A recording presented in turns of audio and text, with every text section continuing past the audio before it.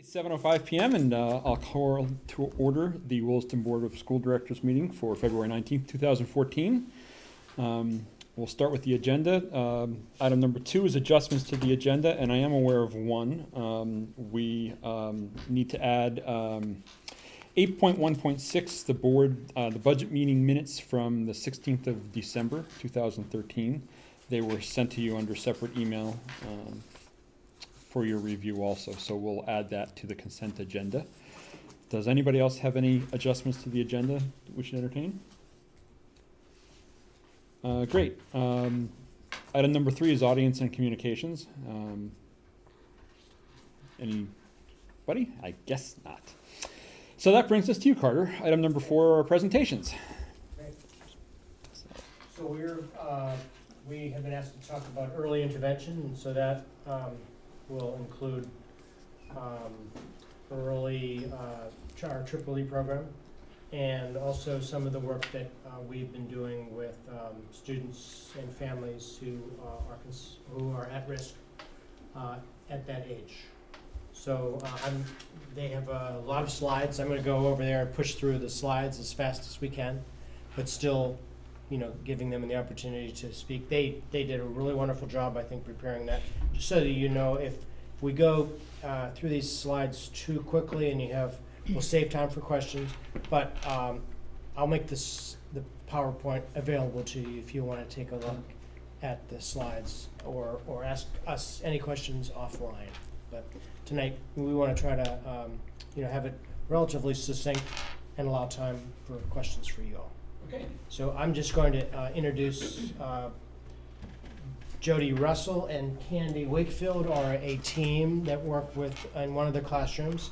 Lindsay Hastings and Patricia Casey are another team that work in the other classroom, and then Victoria Francis is she has lots of names, but I'm going to call her the outreach coordinator. She's the person that's a relatively expanded role for her. We're really excited about everything that these guys do. Well, welcome. Okay, Jody, you're up. Okay, so where do I go? Up here? Anywhere you want. Anywhere. Oh, okay. Informal. Well, thanks, Carter, for the introduction, and thank you, School Board, for inviting us here today. We are excited to share a snapshot of what early education looks like in Williston. Children learn and develop a great deal between the ages of 3 and 5, and our presentation will show you how our early education efforts are evolving to meet their needs. Okay. Can you press play, Carter? Thanks.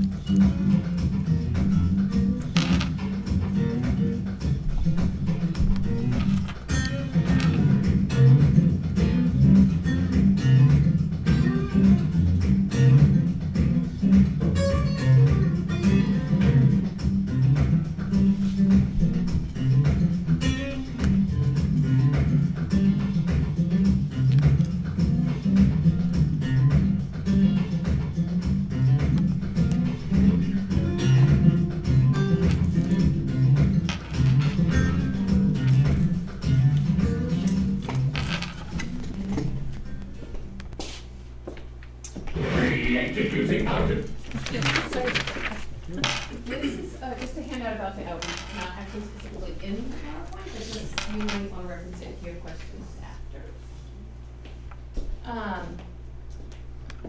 So Carter, if you just, go back. You sorry for my back is too. So early outreach is a relatively new position for Williston, and it's 0.8, just to kind of give you the basic overview, it's 0.8 this year, up from 0.4 last year.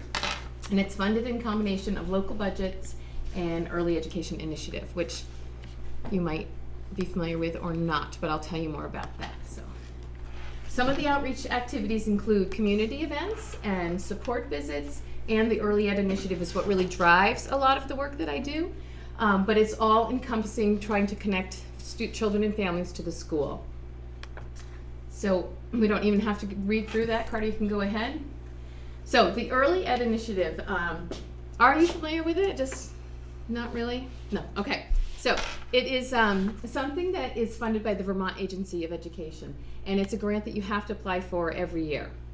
And it's very in line with our action plan and our Big Five. On the bottom there, all students will have a rich educational experience before entering public school, and each student and parent will feel a sense of belonging to our school community. So, whoops, back for 1 second. The only difference is that it really makes sure that you focus on the at-risk population. It makes sure you get that population. And if you're getting that population, you're pretty likely getting everybody. So that is why it drives the work that I do, because I have to make sure we're getting that population. Go ahead. So how do you qualify for EEI? That's the Early Ed Initiative. There's 3 different ways, and this comes right from the state. This isn't anything that we decide. It's children if they come from families where English is a second language, children from families who are economically disadvantaged, or children who are developmentally delayed by at least 25% but don't qualify for EEE. We most often are finding that we're getting the kids from number 1 or number 2. So if you do qualify for EEI, what happens next? So my role as the outreach coordinator, I would connect the children and families of St. George and Williston to early care and education programs in our community. And those would include early learning partners, which again you might not be familiar with, but I'll tell you more about those afterwards. Support services like Children's Integrated Services, CIS, which is birth to 3. And that's actually a really important component, because while we're focused on 3 to 5, it's nice to know what's coming. So that relationship with them is really important. The Howard Center and ELL and Child Care Resource are some of the support services. And then there are non-early learning partner programs, but they still exist in our community and children are being served there. And that would be home care providers or community-based private preschools. So, a snapshot of our town. We have 21 programs of early care in preschool in Williston. 5 are early learning partners. 1 is the public school program. 6 are centers or private, and 9 in-home daycares.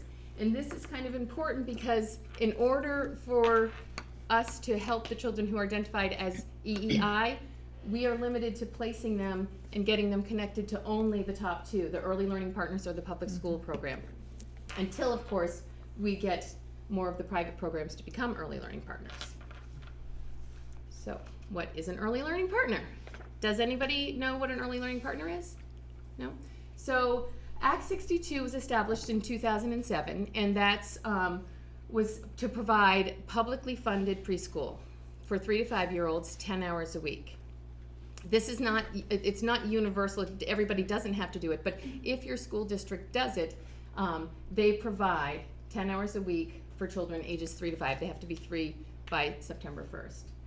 And the way you become an early learning partner is by meeting certain quality standards. And the standards are, oops, go back for 1 second. Okay, sorry. No, that's okay. Some of the standards are that you have to be NACE accredited, which is the National Association for the Education of Young Children, or have STARS, which is Vermont's Step Ahead Recognition System. You have to have a licensed teacher on premise, and you have to have curriculum that follows the Vermont Early Learning Standards. And you have to be certain to include parent involvement, and you have to keep data. So, while there could be lots of programs in town that are very, high quality but not yet identified as early learning partners, it's simply because they haven't done these things yet, and there could be a lot of reasons for that. So the assessment, that's kind of the big one, because that really means something to us as a public school, because the children are coming to us, and if an early learning partner is keeping this assessment, which they have to, we get that data. So it helps us know, what's coming down the pike. And it's called Teaching Strategies Gold. It's pretty comprehensive, and some people might think it's cumbersome, and there's, they're tweaking it, but it's strengths-based, it's research-based, it aligns with the Common Core, it supports dual language learners, and it's appropriate for all children. And as I said, it's shared with the school district, and the idea is that we get that information, we use it in a positive way for placement in kindergarten so classes are balanced. So these are the partner programs that we have, Williston's children are most often in. Well, these are the ones that we have the most children in. HeartWorks, KinderStart, Bellwether, Williston Enrichment Center, and Kid Logic Learning. The district, CSSU, is partners with lots of other preschools. They could be in Burlington, there could be a preschool where the parent works, and if our district is in partnership with them, they can still access the Act 62 money, but it's just, I don't have a relationship with them. Yeah. These are the 5 that I most often have the relationship with. So, one of the one of the things we did this year is try to locate all of the preschool age kids. So we have located 194 3 and 4 year olds. So we're sort of assuming that half of them are 3 and half of them are 4, which means we're pretty close to having identified almost the whole incoming kindergarten class that's coming in for next year. 46 of the kids are getting their early education in the public school EEE program. 55 are getting it in an early learning partner that's located in Williston. 14 are getting their early care experience in a partner program not in Williston. Okay. 72 are in Williston, but not a program that is not an ELP.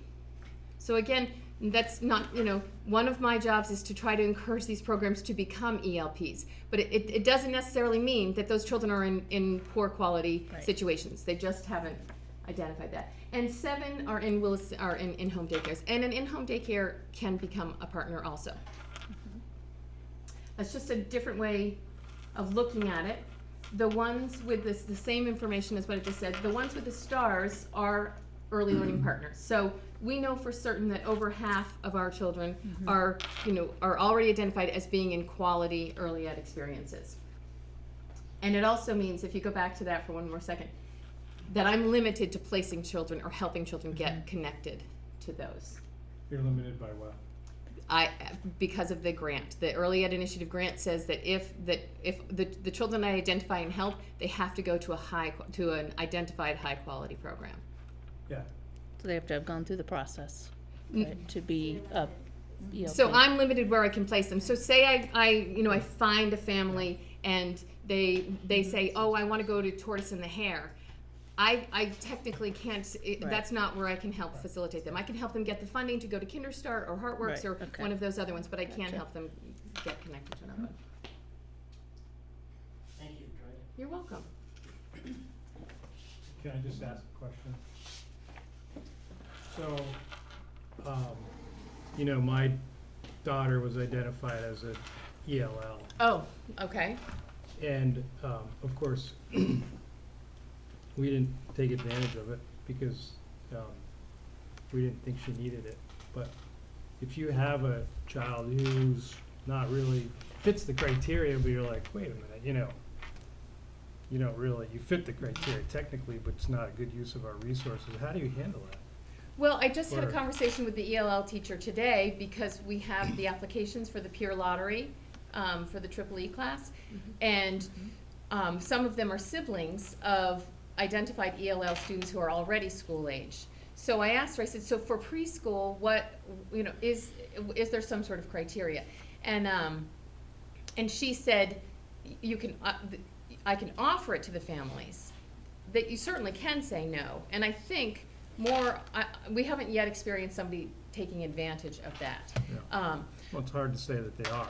Right. And they are taking Right. advantage of it, but I was just curious if it comes up, Right. how would you handle it? Hasn't come up yet. Yeah. It may come up this upcoming year because now that we've been doing this we've been easing into it for a few years, people have EEI on their radar a little bit. Yeah. Yeah. So it may be something that we run into. Time check. Kevin, no more questions. Sorry. All right, I'm Candy Jeez. Wakefield. Yeah, Air Force? I'm just going to provide a few of the nuts and bolts about what EEE preschool looks like at Allenbrook School. So I'm calling it the new face of EEE because we've made some changes in the types of students that we have in our classes. We can flip to the next slide. We have 4 classes taught by the 2 teams, early childhood special educator and speech language pathologist in each class. They meet Monday through Thursday mornings and afternoons, so kids who are in our program have 11 and a half hours of class each week. Next slide. So our classes in the past have been sort of a 50-50 ratio of children who are randomly selected community peers and children who have services through an IEP. And we've made a change to help bridge the gap for at-risk learners to include those students in our classes as well. So now we have all 3 sort of groups of children who are in our classes, and it makes our classes diverse. And what we found are there's diversity within all 3 groups. Some of the children who are qualified under EEI may be the leaders in a classroom. Some of the peers may need more support than other children in our class. So it's diversity in all. We really aim to teach all kids at all levels. So we tailor our instruction really to meet the needs of all types of learners. And we are so excited about this age group and knowing that this is like the rapid brain learning years for them, that we maximize our time. We provide direct instruction and embedded learning opportunities throughout our day. I was thinking this morning about just how do we do early literacy and language instruction in our classroom, and I thought there are every day at least 12 times during the day where we have some explicit opportunity for kids to be taught or explicit learning opportunities for them to have an experience with early literacy. So throughout our day, we're helping them learn. And it looks like we've moved on. Hi, thanks for having us. I'm just going to segue from Candy's information to talk about 2 foundational pieces of our program, and one is the Vermont Early Learning Standards, which is our standards that we base our curriculum on.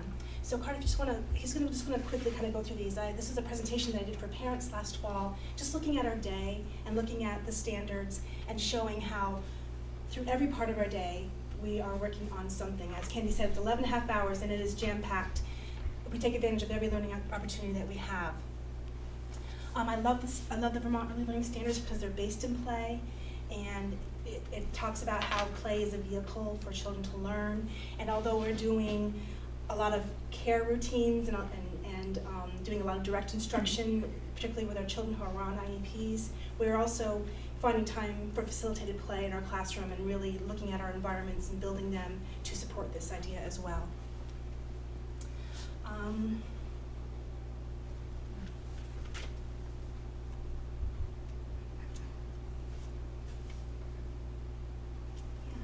So if you just kind of go a little faster, Carter, because I really want to jump to, Victoria touched on this as well, as the Teaching Strategies Gold, which is our assessment system.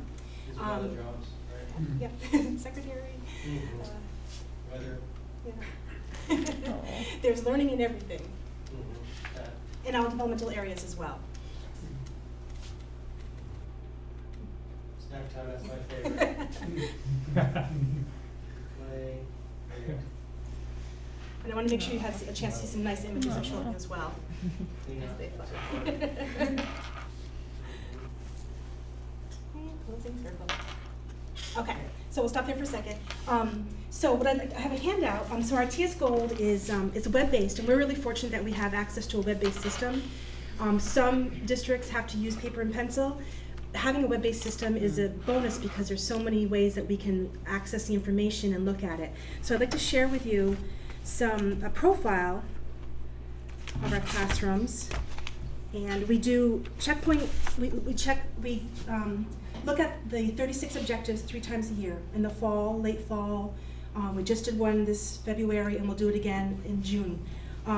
So this little snapshot, which is called actually on the web-based system, will give you sort of a rundown of what our class looks like as far as gender and who's the number of students who are in IEPs, and also where they are in all these developmental levels. So I was able to look at my fall results and my winter results and see the progress that was made sort of generally on the whole class. So I'll just pass these out to you.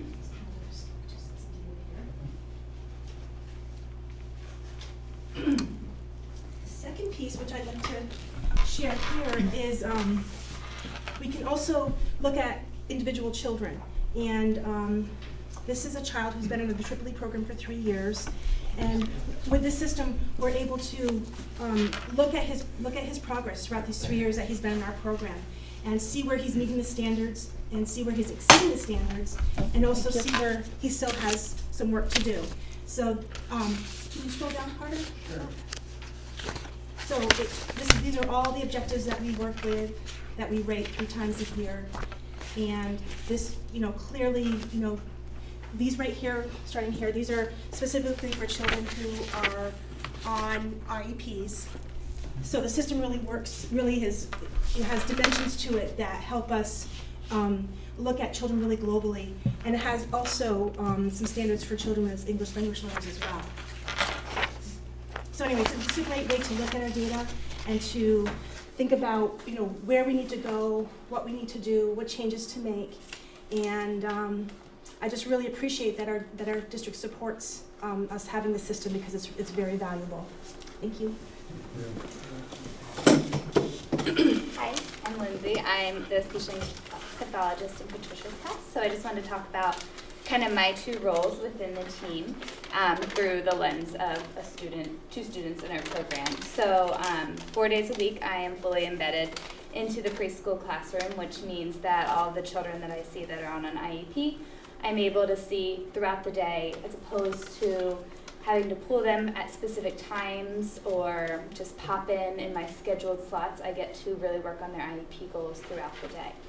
So for example, we have a 4-year-old girl in our classroom who was identified last spring as having a developmental delay in her expressive communication. And at that time, she was being seen at a child care center in Williston. And she just could receive services 1 time a week through that model. And her progress is really slow, working 1 time a week and then not being seen again until the following Friday to work on that specific goal. It wasn't enough opportunities for practice, enough reminders.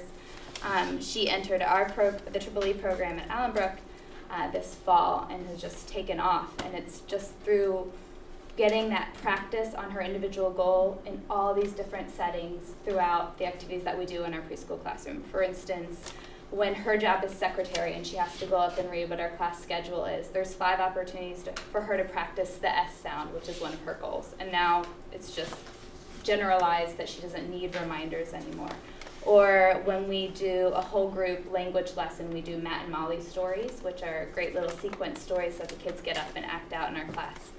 She gets to practice pronouns he and she, and she's just doing it with the whole class, and the whole class is getting those reminders, because while that's her goal to work on he and she, there's other kids who aren't on an IEP who are benefiting from that instruction as well. So that's another great aspect of being fully embedded in the program, is that I'm not just working with kids on an IEP. I'm able to hit those kids who might just need a little extra work with pronouns or might need a little extra boost in their vocabulary. And we don't need to put them on an IEP in preschool just to get them that boost. They're in a really rich language classroom to build those skills.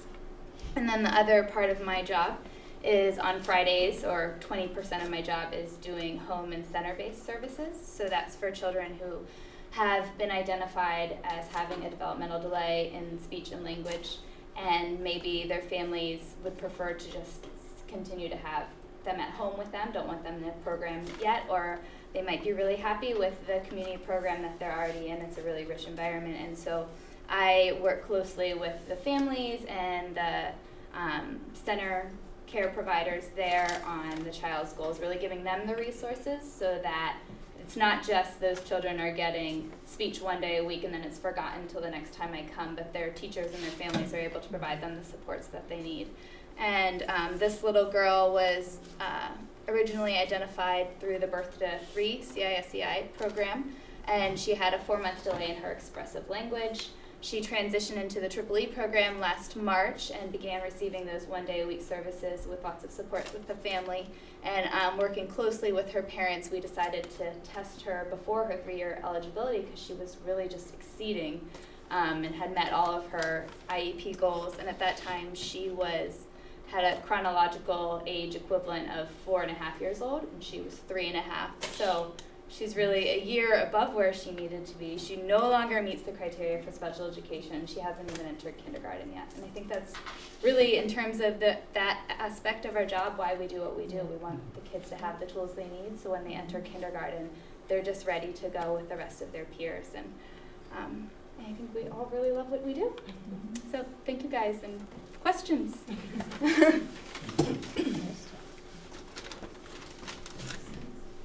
So are there any summer services for that age group? Like Victoria, do you continue to work through the summer? I can speak to the group that I work with.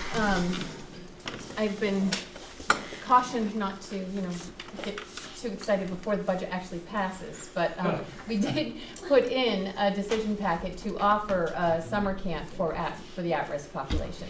And assuming that the budget will pass, then this will be the first year that we will do that, and it will run along the same time as the Triple E camp, summer services, and they can tell you about that. So we offer services to children on an IEP who have more significant needs or have shown regression, and it's through the month of July. And so same type of thing, they would come in and have a preschool type day just to keep those services consistent, but just children on an IEP. So another, I guess, funding related question. So let's say we have a child who doesn't qualify for the Triple E program or doesn't get selected, but wants to take advantage of the early learning partner schools. The family comes to you, has limited economic means, wants to go to Bellwether or Heartworks, which arguably has a good, healthy tuition. How do we go about meeting that family's needs? How do they get placed? Do they get placed? Yeah, that's part of Victoria's job. She's got very big shoulders. If they qualify for EEI, which is the Early Ed Initiative, Meet the poverty level.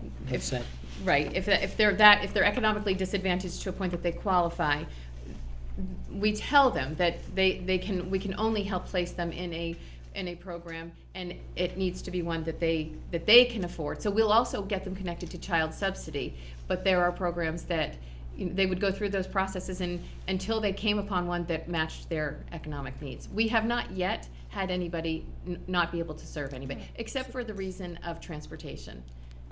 That's another obstacle for us. It's a good question. That's one of the things that Victoria is working on, getting relationships with those schools, and also trying to get some of the other preschools with to a point where they have certified teachers and they can get those 4 or 5 stars, so that some of them might meet the financial needs of the families better. I mean, I think that's down the road that might be helpful, but so far so good, I guess. Huh? And we do have, in our grant, we do have a portion written in for a very small amount of tuition if somebody needed just that little extra. But we haven't had to use that because they've been able to access the child subsidy. How does your program interact or relate to Head Start?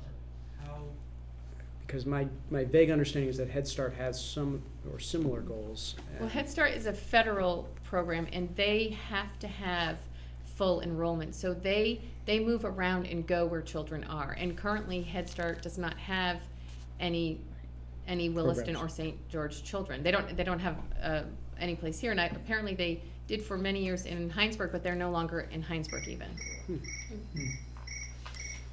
Do you feel that there is unmet need in the community, or are we reaching everyone that needs to be reached? Well, that's a good point. We are not necessarily reaching everybody that needs to be reached, because we're not reaching the kids who are at home with their families. And while that may not be a bad situation, we just don't know about them yet. So, and it's maybe that it's their first child, and we don't know. So we'll know a little more about how many we actually are missing once we have kindergarten registration and we take that 194 number and see, okay, how many of those were actual incoming kindergartners, and we were estimating it was half. It looks like, wow, we missed 35 kids, then we can try to investigate and find out, well, where did you, once they're in the public school, where did you receive your early ed experiences, even if it was in the home or in a relative's home. We still have a lot of work to do. Right.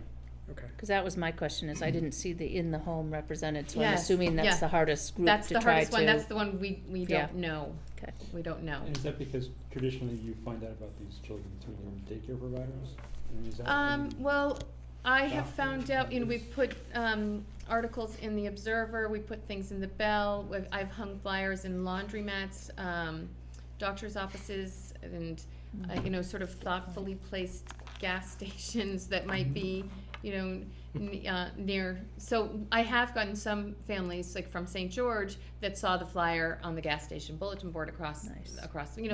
so that's great. a way to get them, but other than that, it's if they're already getting services through the Howard Center or some other, Right. most of those places all now know about the EEI program, so then they would connect them to the school. Nice. And you have to remember that we've only been doing this for a couple of years. Right. I mean, we're beginning to scratch the surface, and part of what we're doing is finding out that we have a lot of work to do.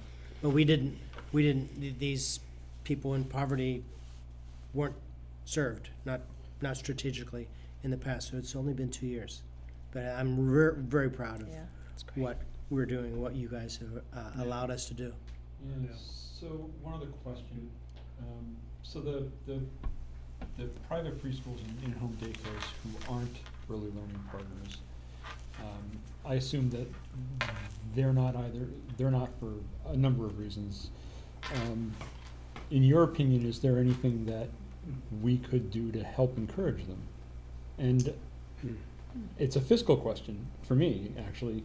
I mean, it's an assumption I'm making, I'd like to hear more from you.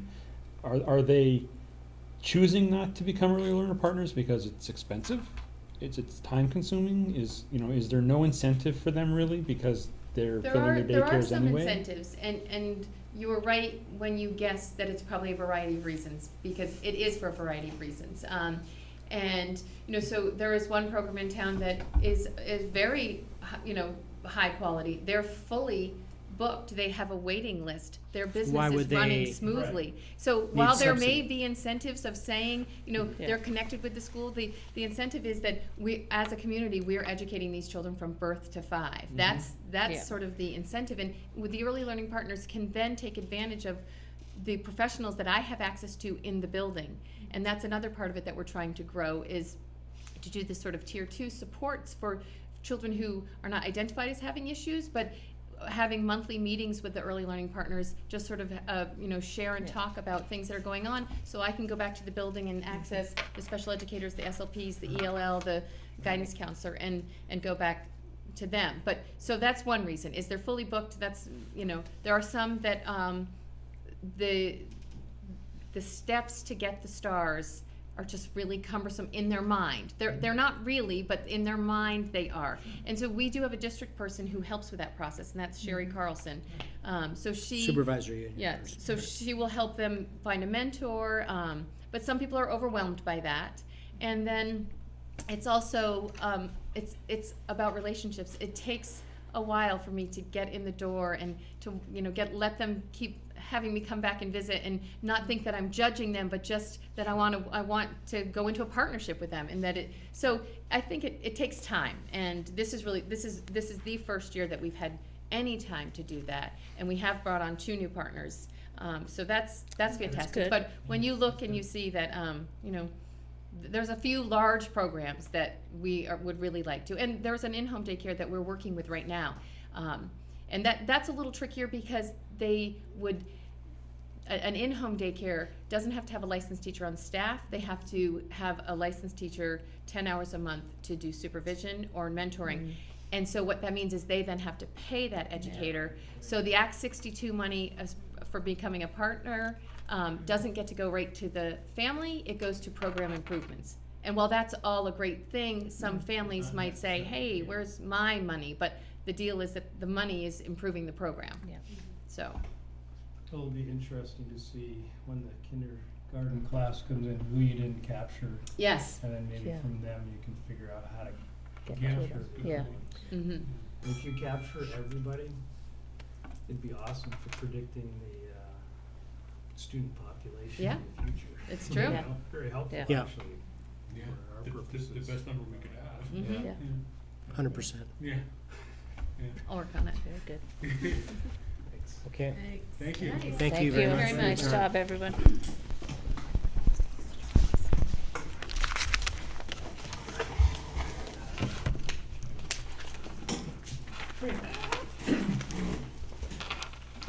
So let's move on. Section 5, reports to the board.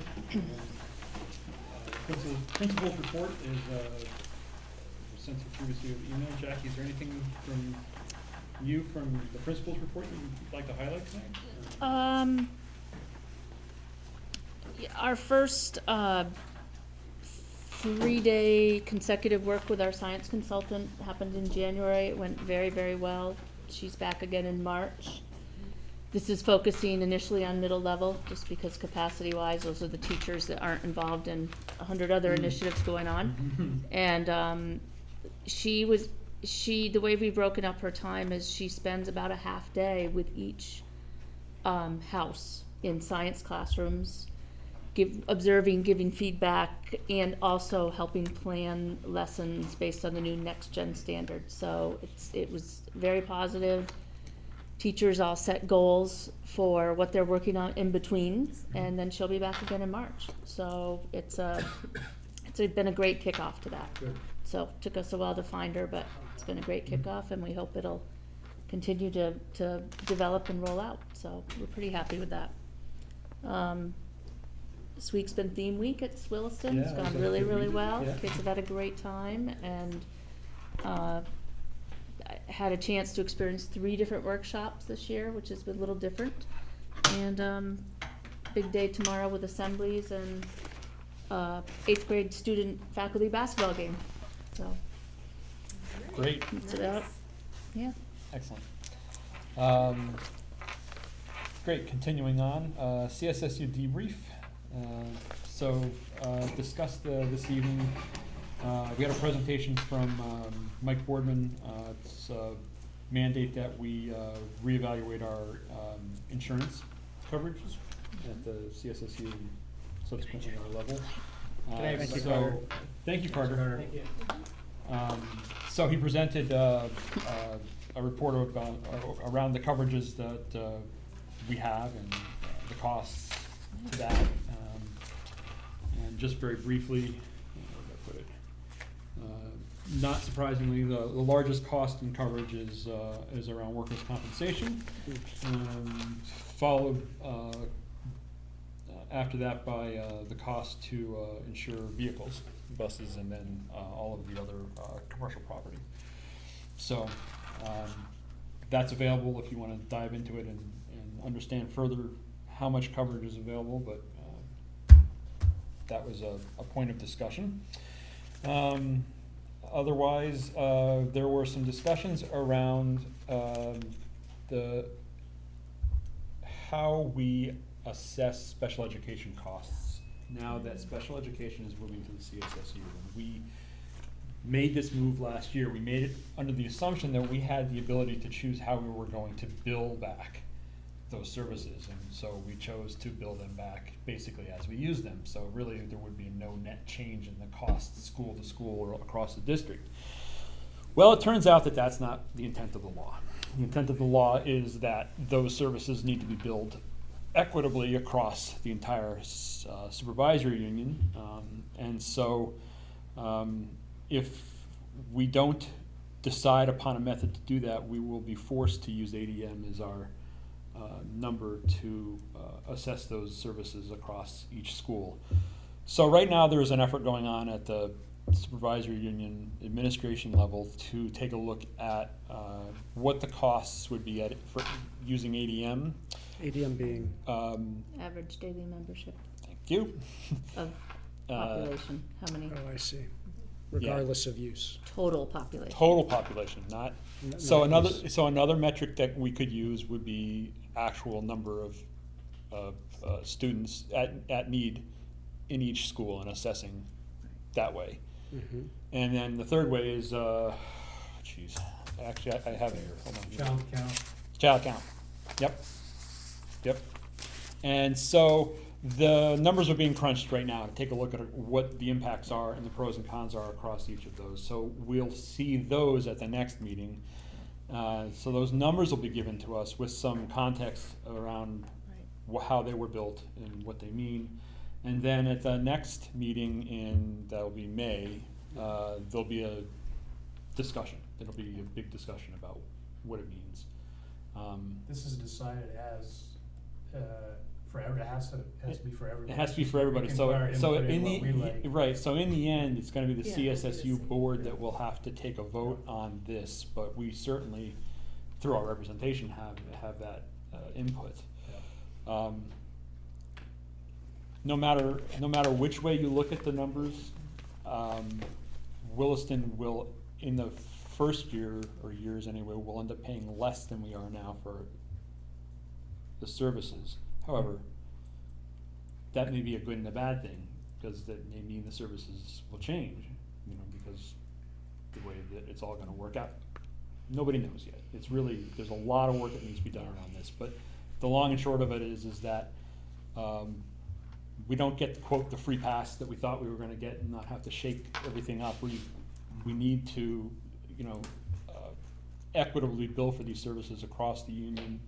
And in the end, that's probably a better way to do it, because it smooths out the peaks and the valleys. If you have one special needs student come into our district who has a very high cost, we're bearing it right now. And it happens in every school district, around the union, and that will get smoothed out a bit more, which makes it more predictable from a budget standpoint for ourselves and our constituents. That's a good thing. So, more to come.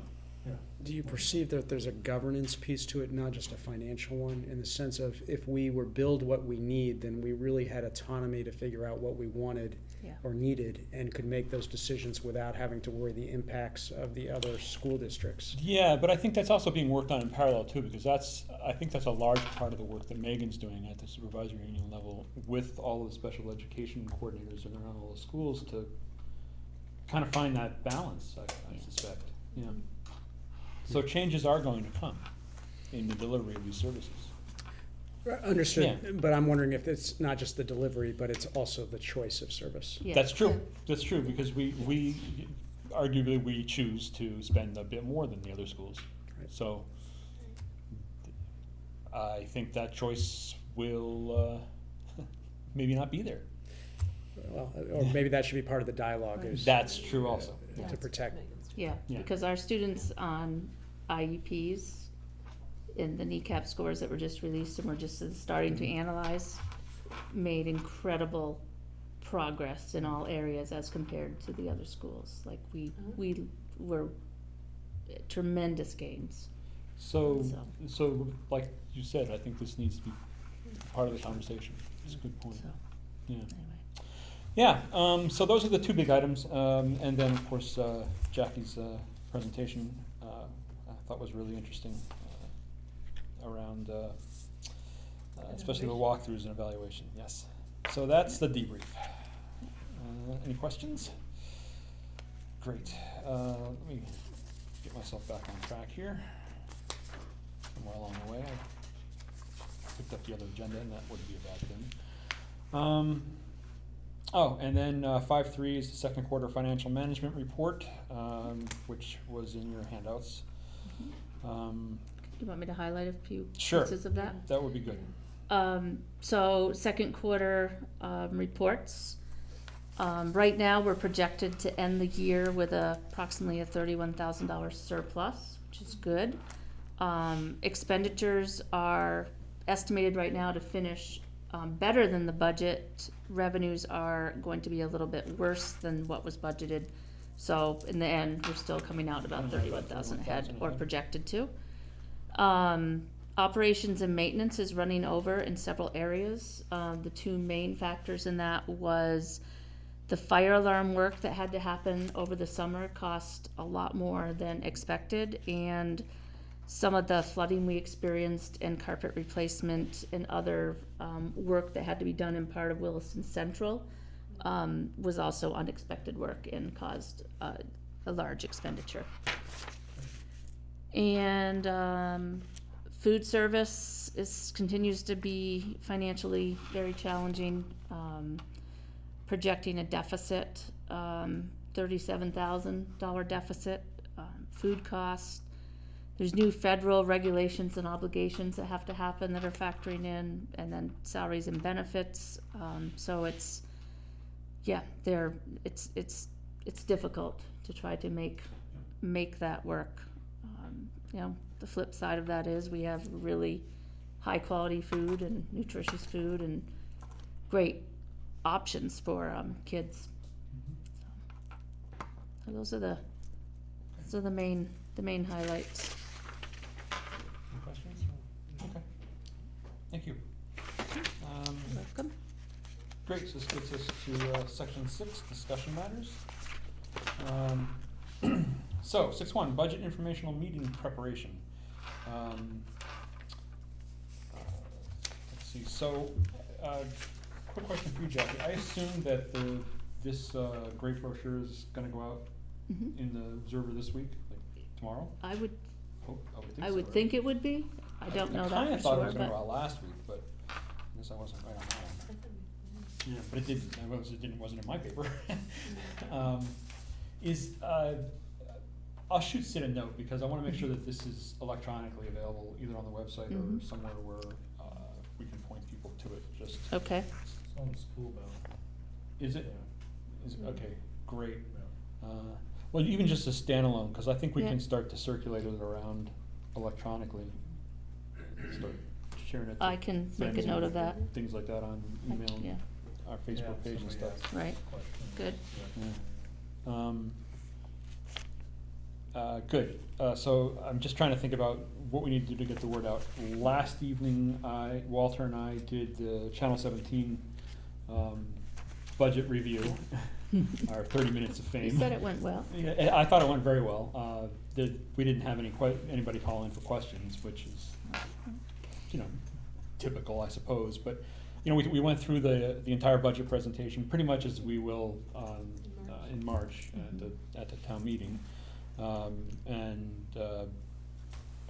have nothing much to report there, except that now it's out there, and I do know that people go and watch that, because you can get it online, and it's only 30 minutes, so I have heard a few people say, oh yeah, I went and I watched, so Good. it's another way to get the information out. So at this point, it's a brainstorm. What else can we do to make sure that we get the word out, the positive word out about our budget this year? I think we had discussed putting in some sort of a board's corner or something into the Observer. If we do that, we need to do it pretty quick, like for Tuesday, right? Isn't Tuesday the cutoff? Monday at noon, I think. Yeah, and this is the. Well, I guess you have this Monday, and then or next Monday to hit it for the week right before. Yep. Yeah, I mean, we're already late. I think we had wanted it to go in this week, right? Because everyone's gonna be on vacation next week, so the best we can do is get it in next week, which would, while folks Best are on we can do, vacation. yeah. So, Yep. it is what it is. Okay. Is somebody Writing it up. writing that? Who's writing that? I was gonna write something, was that just a? Yeah. Yeah.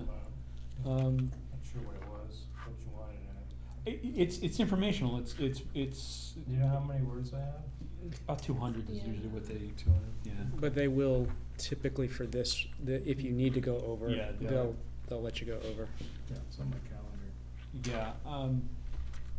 Yeah, I would take. What I'll do is I'll make sure I forward you the presentation. I'll send it to everybody. And you can use that as an outline to Yeah. just write up Actually, a couple of Walter paragraphs. even- Because I presented the budget. Yeah, actually, I Yeah. wanted to hear how that Walter, went. Yeah. brought a summary of the highlights of it, so I'll just, Go from that. go from there. That'd be great. I think that's all. That's Yeah. And I know you're getting stuff out in the bell. You know, it's important Yep. that parents of children vote. And you talked about it at FAP. We talked about it at Good. FAPAC the other, last week. Last week. Show, is that her name? Is that who I Yes. submit this to? Email. Yeah. Just look it up in the. Yeah, you can look it up. I Yeah, think look she's it like up. emailed, like editor at to it. It's right to her, I think. Kevin, also, I have a version of the article from 2012. That one if you want a doesn't work so template. well, though. I'm just kidding. I mean, if you want to use it as a template. I'd love if you sent it. Okay. Great. Good. So I think we've got our ducks lined up. Has anybody heard anything around the community? Opinions, No. pros, cons? Anything? I No, I haven't. have not. People seem pretty supportive at the The Rotary. Rotary? Yeah. Good. And It's usually- I'm really glad you were able to make that. It's a good I brought up indicator. the point about, 2 points. One is that,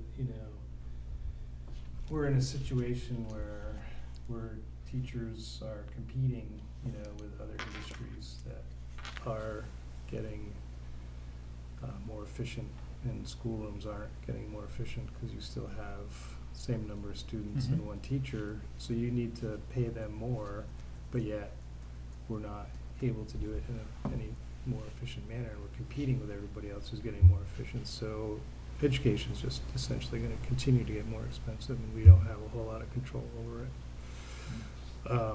And then, so that was a topic of discussion, and then along with the way the state is funding it, and and so it was interesting. I didn't spend a whole lot of time on the budget. I went over the highlights and stuff, That's good. but I felt that I'm not a budget expert, but they got as much numbers as they wanted, I think. Good. So they were supportive. I was expecting maybe a little more, Yeah, hostility yeah. here, but people I thought were good. Maybe it's biased crowd. I don't know. No, I think they're a good representation of the group, business yeah. community Yeah. around town. That's an important constituency, so I'm really glad that you got there. I think sometimes no word is good word too. Yeah. Yeah. And I don't think there's any surprises in this budget. No, No. it did surprise us last year. Yeah. We'll stick with Yeah. it. Great. It's good. That gets us on to action matters. So we have 2. We need to schedule a retreat date, which is sort of funny because at the CSSU, they voted to have the retreat on the 30th. So it's now the 30th. So our action is to affirm that, I think. Because we vote on this on the 2nd, we're going to be sitting in an empty room. So hopefully Friday the 30th of May works for everybody. Please try your best to block that day off. That's the not- whole day event. That's the whole day retreat. It's not Labor Day weekend, is it, by chance? Oh, That's geez. the way I think I heard it. It's that week, I think, yeah. So it would be that Monday as opposed, okay. Yeah. It's the- Friday. Yeah, it's Friday that Of that of that It week. wasn't what I was thinking was the third week, I, Well, the other one's Actually- on Monday though, right? So I don't know. Yeah, the other one was Friday's probably Monday. better than Monday. I don't know. It's a toss-up to me. May. Saturday. The 26th is Memorial Day, and this is the Yeah. 29th, so it's the end of that short week. So it's going to be a short A week. shorter week, 29th or the 30th? or a longer week. 30th, I'm sorry. Okay. The 30th is Friday. Sorry, I was in work week view. I didn't notice it. Okay. Can I have since this is on action matters, we need a motion and we need to vote. So can I have a motion to accept the scheduled retreat date for the 30th of May? So, And a second? Second? Great. All in favor? Aye. Any opposed? So moved. Great. Okay, 7.2, approve level 3 field trip. You guys recall, we sent one back and asked for some more detail and a better, kind of a better plan, and I think we've got that here. So let's get a motion on the table, then we can discuss this. make a motion to approve the level 3 field trip as presented. Do I have a second? I'll second that. Great, let's discuss. So let me bring it up here. Field trip approval. I saw the cost for $6,200. What do we typically underwrite? And we're not being asked to come up with 6,200, are we? No, you're not. No, they Not at all. fundraise for You that. guys Yeah, we've pay done, I think, $25. $25 yeah. a student, I think, is Yep. what a couple Yeah. years ago you Mm-hmm. had put in, but they fundraise for the rest. Okay, so regardless of This, the trip, we commit to 25 Right. bucks per head. yeah, yeah. I was figuring about 100 students in the house, so Yes, $60. That's $60 That's a a pretty good student. deal. Yeah, yep. Right. Because they do take their entire house on this Yeah. one. That's everybody. Um, I like what they wrote up. I think it looks great. I do too. I think it's a much Yeah. improved plan from what we've Well-rounded seen and- previously, and I also like that they're looking at reviewing their rotation Mhm. next year because of their higher class numbers, among other things. Mm. So I think that this is a great move in a good direction. Does anybody else have any thoughts? Okay, if that's all the discussion, let's take a vote. All in favor of the motion? Aye. Any opposed? Motion passes. Get those kids to Camp Abnaki. Okay, we're moving right along, this is great. Gets us to consent agenda, so we had the addition of the 12-16 budget meeting minutes. All of these were in the packet sent out to you, 8.1, 8.2, director's orders, and 8.3, impact fee request approval. Let's get a motion on the table, please, to approve the consent agenda as presented. Amended. As amended, yes, that's true. So moved. Have a second? Second it. Thank you. Any discussion? Okay, all in favor? Aye. Any opposed? So moved. Great. 9.0, director's comments. Anybody got anything on their mind? Can I jump in there? Because Yeah, I please. forgot that FAP wasn't on the reports. Oh, yeah. But didn't- just quickly, on March 21st is the variety show. That's a big fundraiser for FAP. That is a big one, yeah. And then on the 24th of March, which I'm not sure what night that is, but Stan Davis is coming to do a parent Monday night. workshop. It's a It should Monday be a night. Monday night, 'cause So he s- comes Monday into Tuesday. 6, and then is it, you gonna work with staff, or? Yes. He's wonderful. If you He's awesome. have a chance to go, it's really. And what's the worth seeing. presentation? It's a parenting workshop. Oh, Yeah, but he's one of the national experts Yeah. on socially cruel behavior and how to manage that, work with kids on that, work with families on that. So he'll do a parent presentation, he'll work with kids the whole next day, and then he'll work with faculty after school. So Yeah. he's, wow, okay, Well, this will be our worth it. second time Yeah, bringing him, That's right. to our school. And, it was about 4 years ago now, I think. So, Oh, good, It's so been, it's it's, been a so we're while. trying to get on a cycle where we rotate, we have like a 4-year rotation of Mhm. different things like this, sort of Mhm. to keep it fresh, so. so that's where 6:30 to 8:30. And then the other piece is that St. George is going to give us the same amount that they gave us last year for Williston Wins, That's which I wonderful. don't have the number, but it's a big number. That's So great. thank you to St. George. Appreciate it. Very good. On a related note, I'll send you an email offline, but Kristen from, is she the board chair for Charlotte? Mhm. Yeah.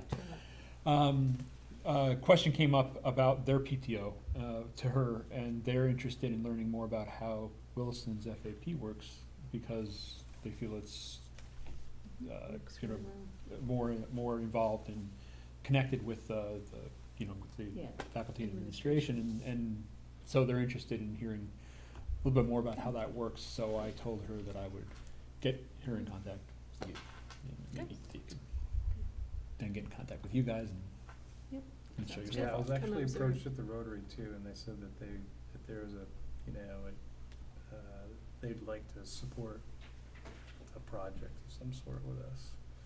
Well, So- that's great. Yeah, It's a good extension of that also. Yeah. of the- Yeah, so, I don't know if FAP would be something they'd be interested in, but I'll try and find out. Seems like on Yeah, the surface a pretty good good. fit.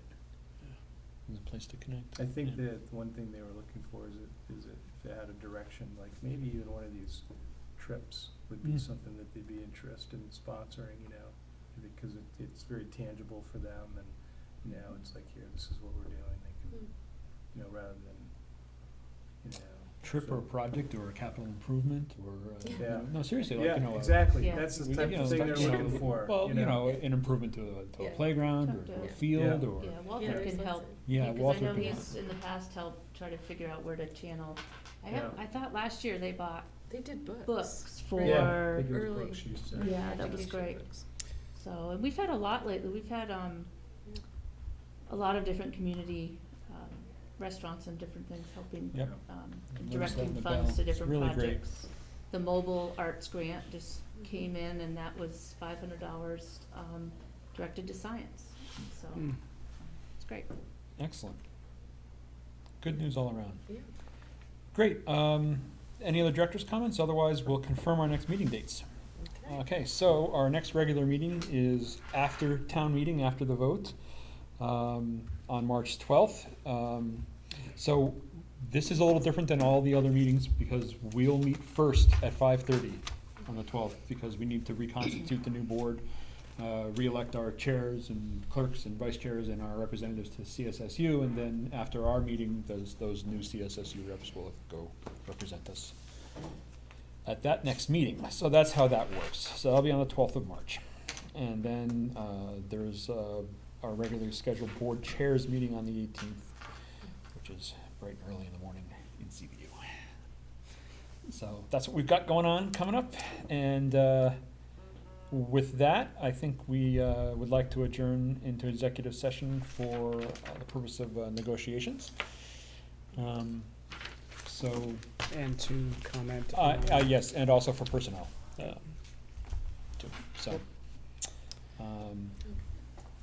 with that, I guess a quick motion to move into executive session and then we're good. Make a motion that we move into executive session. A second? Okay, so moved.